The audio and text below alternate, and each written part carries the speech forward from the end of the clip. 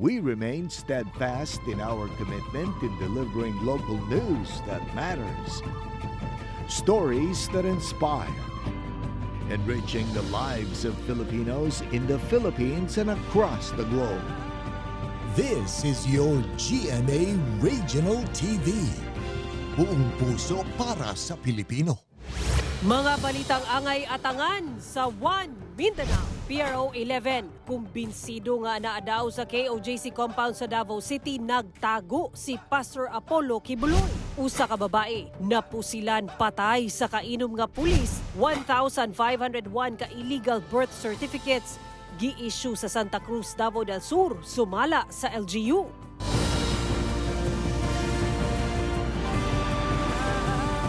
Ito ang GMA Regional TV, One Mindanao. Mayong hapon, Mindanao. Kini ang GMA Regional TV, One Mindanao. Hatod namo ang pinakadagog pinakahuling balita sa Mindanao. Ako si Sara Hilomen Velasco. Live gikan dinhi sa GMA Davao Complex. Cyril Chavez, live gikan dinhi sa GMA Cagayan de Oro Station. Kumbinsido ang Police Regional Office 11 nga anaalang sa sulod sa Kingdom of Jesus Christ compound sa Davao City ang founder niini nga si Pastor Apollo Kibuloy. Dugang detalye sa live report ni Kent Abrigana. Kent?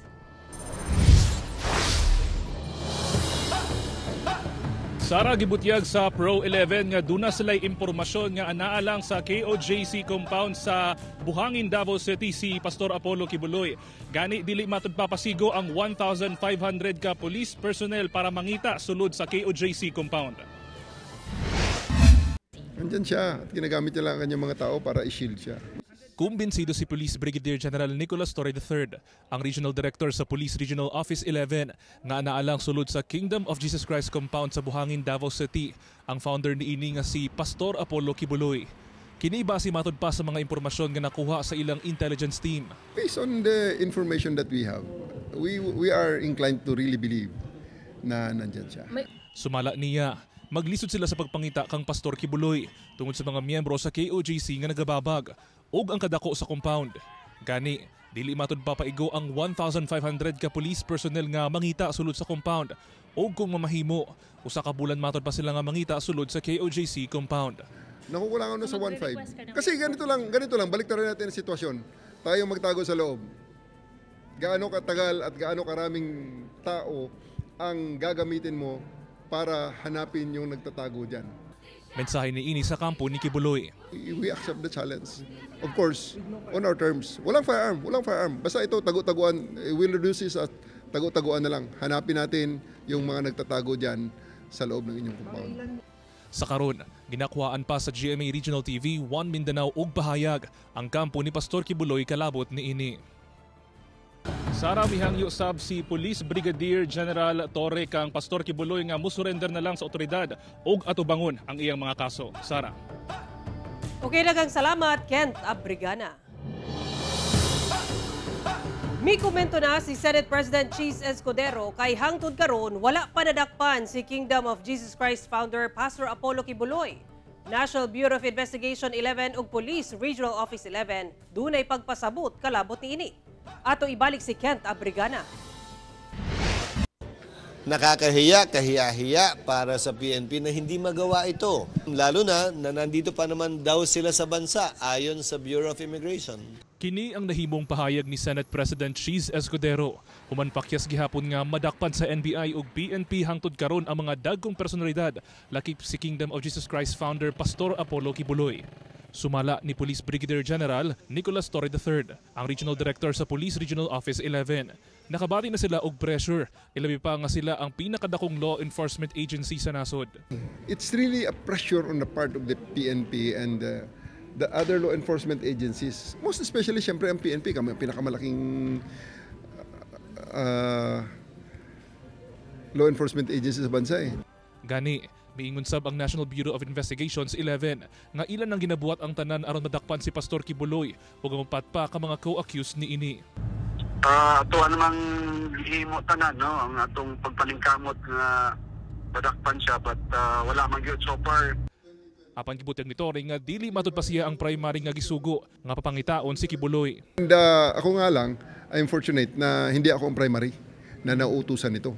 Samtang, gibutyag sab sa NBI nga nagpadayon pa ang ilang pagpangita og monitoring sa posibleng lokasyon ni Pastor Kibuloy ug sa mga co-accused niini.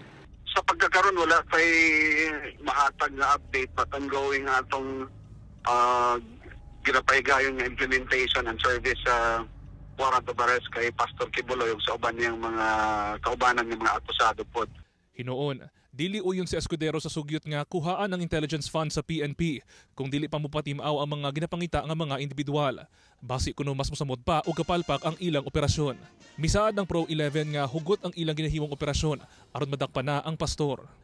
Kauban si Mel Cominares sa kamera. Ako si Kent Abrigana para sa One Mindanao. Gitubag ni Davao City Mayor Baste Duterte ang hagit ni PRO 11 Regional Director Police Brigadier General Nicolas Torre III ngadto kaniya nga pasakaan niya og kaso ang direktor kung mapamatud-ang na makakini. Subay kini sa pagtawag sa mayor nga professional nga mamutbutay ang direktor. Ani ang report ni John D. Esteban. Nagkainit ang binayluay og istorya ni Davao City Mayor Sebastian Baste Duterte ug PRO 11 Regional Director Police Brigadier General Nicolas Torre III. So, on the criminal books naman, criminal law books naman, it can be a basis for perjury. Kaya nga, if you call me a liar and you have the basis for it, sabi ko abogado tatay niya, tanong niya. Kini ang gitubag ni Torre sa pagtawag kaniya sa mayor nga professional siya nga mamutbutay. Ang pahayag sa mayor nagsumika dihang miingon si Torre nga di na daw angay tubagon ang mayor og professional matud pa siyang pulis. Human gihagit ni Mayor Baste si Torre nga magpakita og pasihan sa gipakita sa general nga blue book diin gidoktor daw ang mga police blotter. Mao daw ni ang usa sa mga rason nganong giparanggal ang 19 station commanders sa syudad. Gikuhaan sa GMA Regional TV 1 Mindanao og komento si Mayor Baste human sa pag-deliver niini sa iyang State of the City address adlaw Martes. Si Torre po nag-dare sa iyo na mag-file ng perjury charges. Ano po masasabi niyo? No, he has to prove first yung blue blotter na sinasabi niya na totoo yan before. Because otherwise, if he cannot prove it, then he is lying.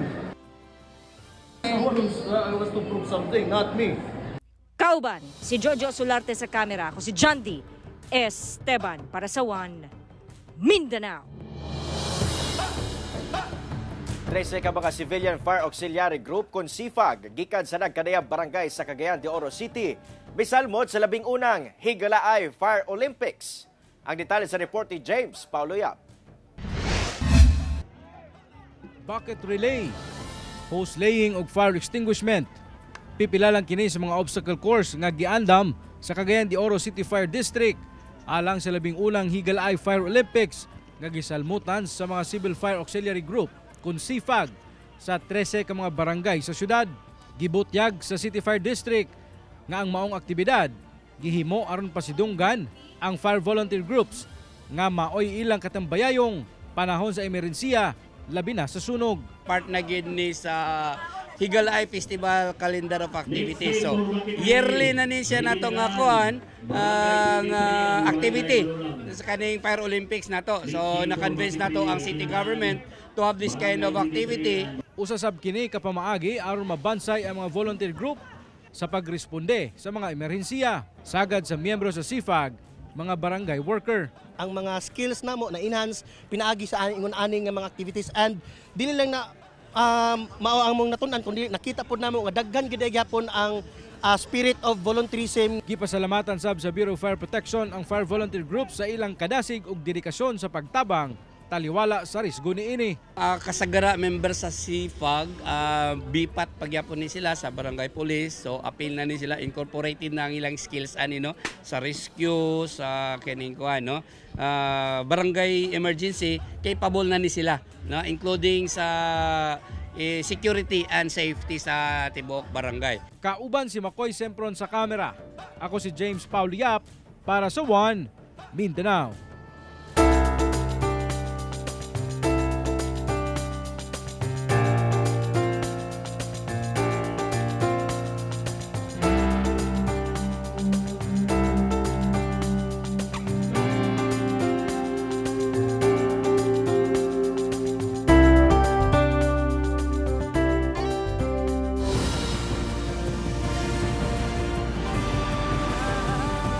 Ito ang GMA Regional TV, One Mindanao.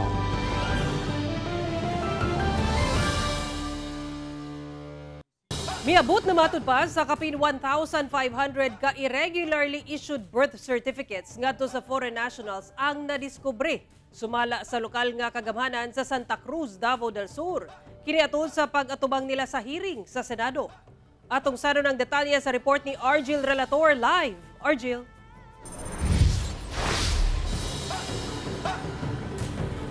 Sara, sumala sa impormasyon nga nadawat sa mga otoridad, mukabat matud pa sa 300,000 pesos ang package alang sa pagkuha o kining passport, ingon man birth certificate o driver's license sa mga langyaw. Sa pag-atubang sa mga opisyal sa Santa Cruz, Davao del Sur, sa ikaduhang Senate inquiry sa Blue Ribbon Committee, gibutyag nga miabot sa 1,501 ang nasuta nga irregularly issued birth certificates ngadto sa foreign nationals gikan sa ilang local civil registry office tungod walay attachments gikan 2016 hangtod 2023. Apan dili pa masuta kung falsified ang entries niini. 54 niini ang pulos Chinese nationals ang nakasulat nga maginikanan sa birth certificates. Busa, wala matud pa'y basehan nga mahimong Filipino. Sa maong ihap, duna sa matud pa'y kapareho o apelyedo ni Bamban Mayor Alice Guo. Kung titingnan mo, ang hilot, kahit saan na barangay doon ipinanganak, isang pangalan ng hilot. Titingnan ko yung penmanship, yung nagpirma lahat sa papers, isang tao lang. Tingnan ko rin pinuntahan ko rin sa research office kung mayroon bang resibo. O nagbigay ba sila na ma-issuehan ng resibo. Kung mayroon bang mga resibo, yung mga corps na yan, is wala din. And we found out na a certain job order employee po yung nag-facilitate. So as early as January 2024, hindi na namin renew yung contract ng JO po. Then later, Mayor Sala ordered my office to go deeper sa investigation. Gisuspende na sabmatud pa ni Mayor Jose Nelson Salas Sr. ang head sa local civil registry office nga si Mario Tizon samtang nagadagan ang investigasyon ug nakatakdang pasakaan ug kaso. Gipaningkamutan pa nga makuha ang kabahin ni Tizon labot niini. Disyembre 2023, gihang nakaabot sa Santa Cruz LGU ang report. Labot sa duha pa lang kay regularly issued birth certificates ni Adto. Ang duda ko dyan, Senator, ay yung head namin sa PSA, may magkamag-anak na nag-work din sa PSA sa region. Tapos mayroon din isa niyang anak niya mismo, trabaho isang law firm. Kasi may mga record doon na doon sila subscribe yung ano. Tapos mayroon din silang na may travel agency. Sumala sa NBI, dunay conspiracy sa Chinese nationals, tali sa local public officials ug pribadong individual. We have identified one fixer, Your Honor, who can give the necessary information details in building the case, Your Honor. Nakadawat sab og impormasyon ang LGU ug Senado nga mokabat matud pa sa 300,000 pesos ang package alang sa pagkuha og birth certificate, passport ug driver's license sa mga langyaw. Gipagula ni Committee Chair Senator Pia Cayetano nga base sa datos gikan sa PSA, siyam ka mga lungsod sa Mindanao ang lakip sa top 10 nga pinakadaghan nga nakatala og late registration. Palapdan matud pa sa NBI ang ilang investigasyon labot sa late registration. Sara, ginagamit matud pa sa mga langyaw ang falsified documents sa pagpalit og mga property, ingon man pag-open og bank account din sa Pilipinas ug ang pagtukod nila og negosyo. Ang PSA matud pa ginasubay na hangtod sa PROC level ang mga personalidad nga nagkupot og late registration nga mga birth certificate. Sara. Okay, daghang salamat, Argil Relator. Police Regional Office 10 giklaro nga dili cocaine ang ilang nakuha sa usa ka bypass operation sa milabayng semana, subay na sab sa resulta sa eksaminasyon nga gihimo sa Regional Forensic Unit sa PNP. Ang detalye sa report ni James Paulo Yap. Unang migula sa report sa Police Regional Office 10 ang pagkasikop sa duha ka mga high-value individual kinsa nakuhaan og 200 grams sa giingong shabu og 100 grams sa giingong cocaine niadtong adlawng Sabado sa usa ka buy-bust operation sa Cagayan de Oro City. Apan human migula ang laboratory examination sa Police Regional Forensic Unit 10, nasuta nga dili cocaine, inay shabu ang sulod sa mga dagkong pakete nga na-recover gikan sa duha ka mga suspect. We need to correct that news kasi accordingly, nung nasabi na cocaine but still, ang pwede pong magsabi kasi niyan kung anong klaseng droga yan, yung result ng laboratory natin. Okay. And it was found out na hindi po siya cocaine, shabu po siya. Pagpasabot sa opisyal nga dili maapektuhan ang napasakan ng kaso sa mga dinakpan tungod magpabilin gihapon ng ilang kalapasan sa RA 9165. Samtang gibutyag sab sa opisyal nga anaa na karon sa restrictive custody sa PNP Special Operations Unit Drug Enforcement Group si Sergeant Artags, ang pulis nga usa sa mga target sa usa ka anti-drug operation nga gilusad sa PDEA 10. Dili pa lang dugay apan nakasibat kini niadtong tungura. Napakasakit na itong mga kasamahan natin magre-retire na lang nga, gumawa pa ng mga ganyang bagay. Kung mapapatunayan later on na talagang sangkot sila diyan, sayang po yung benepisyo na matatanggap sana niya once he retired. Kauban si Roland Kanya sa kamera. Ako si James Pauliap para sa One Mindanao. Usa ka motorbangka ang nasunog samtang naglawig sa kadagatan sa Isabela City, Basilan. Usa angol. Giling miresponde ang Coast Guard Station Isabela dihang dunay usa ka motorbangka ang gika-report nga nasunog sa Fuego Island sa Barangay Tabyawan sa Isabela City, Basilan Martes sa gabi. Gikan sa Zamboanga City ang maong bangka nga dunay sakay nga tulo ka crew members nga pulos residente sa maong syudad. Sa investigasyon, pag-abot sa naitabuan, kalit misiga ang makina sa maong bangka hinungdan sa pagkasunog niini. Nakaangkon og minor burns ang usa ka crew member kay kinsa daling gidala sa ospital. Samtang ana sa maing kahimtang ang duha ka kaubanan niini. Gidala na nga sa Coast Guard Isabela ang maong motorbangka nga naugdaw gayud. Last 9 days na sa inyong paghulog sa inyong entries alang sa Kapuso Cash Siyahan Panalo sa Cagayan de Oro City. Busa, keep sending your entries, mga kapuso. Ihulog kini sa GMA Regional TV Station sa Cagayan de Oro ug sa pili nga local supermarkets, groceries sa participating locations aron makadaog og dagkong papremyo alang sa Kapuso Cash Siyahan Panalo. Hulungtad kini hangtod August 16, 2024. Bisitahin lang ang official Facebook pages sa GMA Promos, GMA Regional TV, Super Radio DZBB ug Barangay LS para sa kumpletong listahan sa Dropbox locations. Pero mga kapuso, magbantay sa fake news, fake Facebook accounts ug scam text. Tutok lang sa GMA o bisitahin ang official Facebook page sa GMA Promos alang sa complete mechanics ug announcements.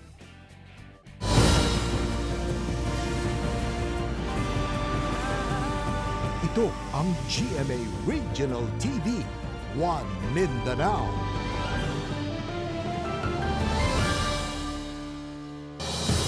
Dugang nga funding alang sa research ug pagtuon kalabot sa chemistry sa nasod ug pag-awhag sa kabatan-unan nga magtuon sa kursong chemistry gipanawagan sa grupo sa mga chemist sa nasod.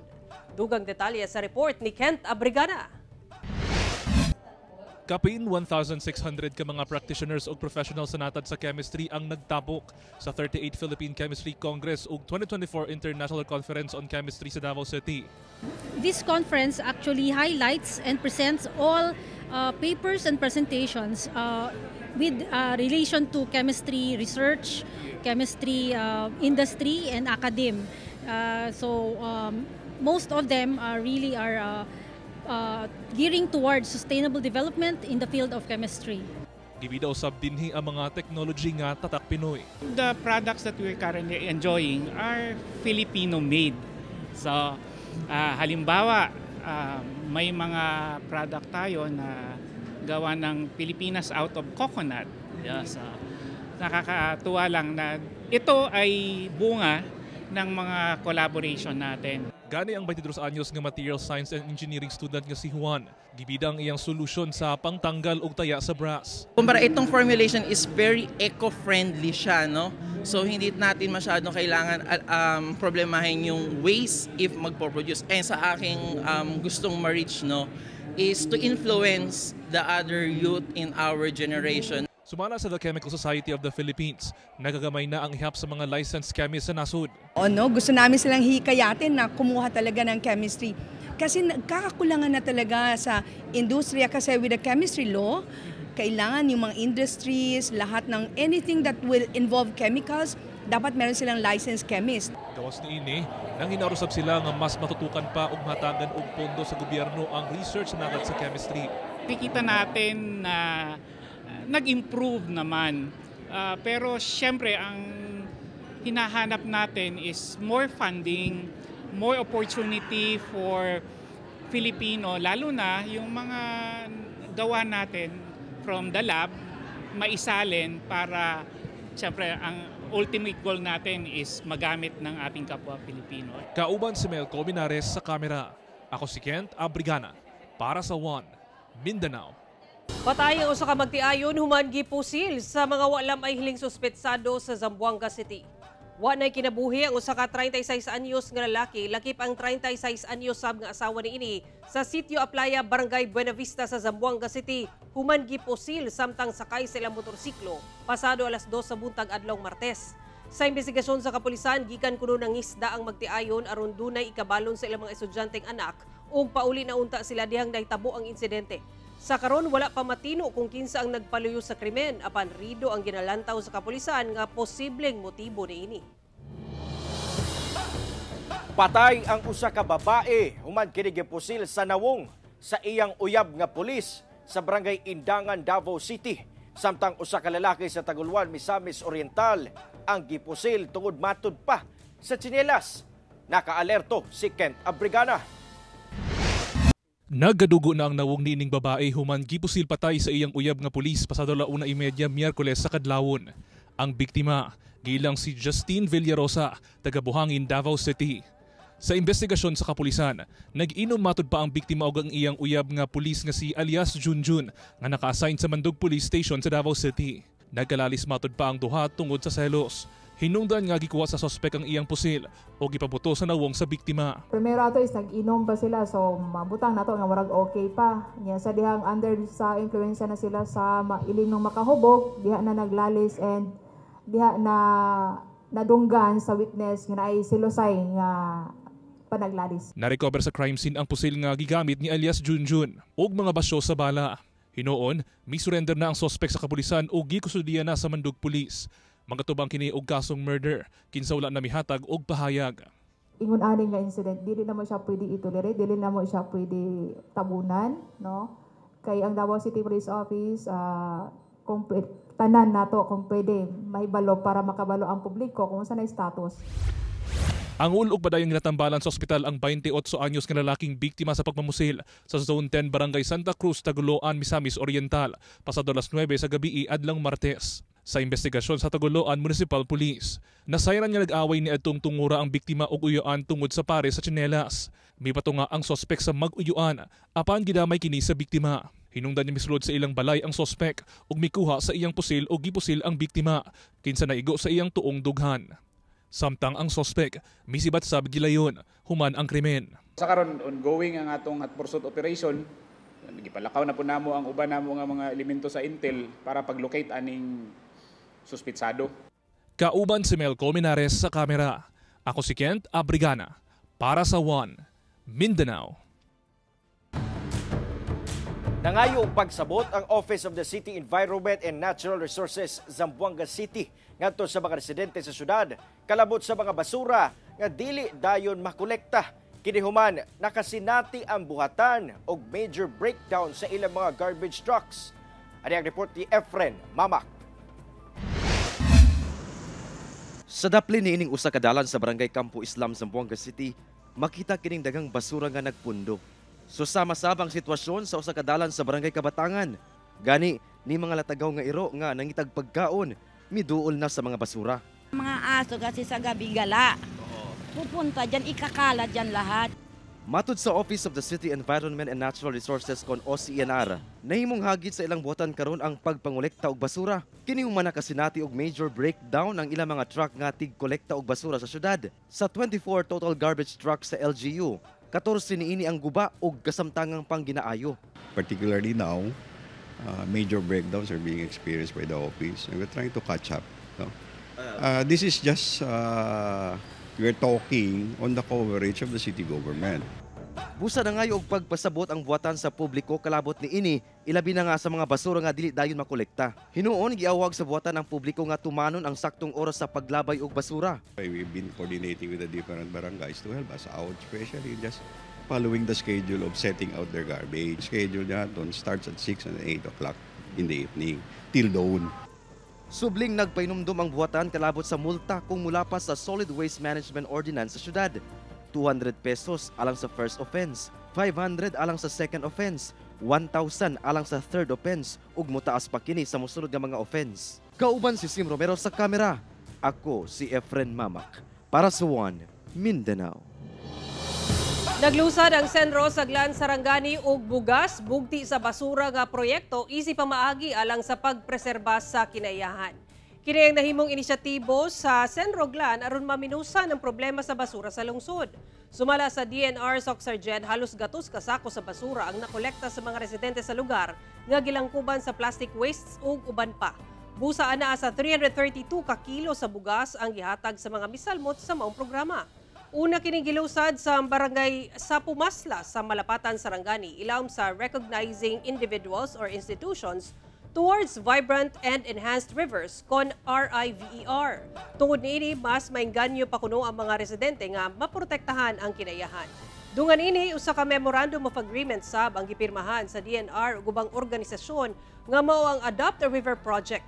Dinhi misaad ang mga concerned agency o organisasyon nga i-maintain ang kalimpyo ug ang regular nga pagmonitor sa sitwasyon sa Sapumasla River.